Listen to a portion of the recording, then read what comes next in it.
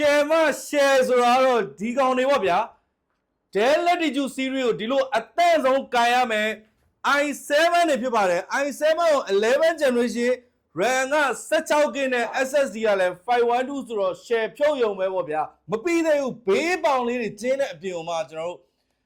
ဝက်ကံပါမယ်ပြီးတော့ Face ID လို့ခေါ်တဲ့ကိုယ့်ရဲ့မျက်နှာကြီးနဲ့ကျွန်တော်တို့ lock လုပ်လို့ရမှာပဲဖြစ်ပါတယ် unlock လုပ်လို့ရမှာဖြစ်ပါတယ်14လက်မ size ကဘေးပေါင်ကျင်းတဲ့တော့တော်တော်လေးကိုကျစ်တဲ့ပုံစံမျိုးမြင်ရပါတယ်ကျွန်တော် keyboard ပတ်လိုက်လေးပါမယ် Full HD နဲ့ပဲဖြစ်ပါတယ်နောက်တစ်ခုတော့ power button မှာ fingerprint ပါထားသေးတယ်ပေါ့ဗျာအဲ့တော့ fingerprint လည်းပါမယ် Face ID လည်းပါမယ် Full HD ဖြစ်တဲ့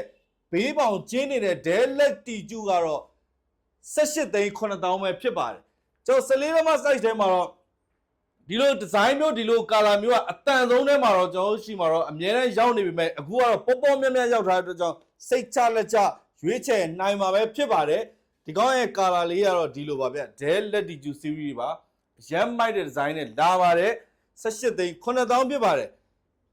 ကဲကျွန်တော်ဘေးကိုတစ်ချက်လောက်ကြည့်လိုက်ကြဆိုညာဘက်မှာဆိုတော့ audio jack ပါမယ် USB port 2 port တွေ့ရမယ် HDMI LAN port တွေပါမယ်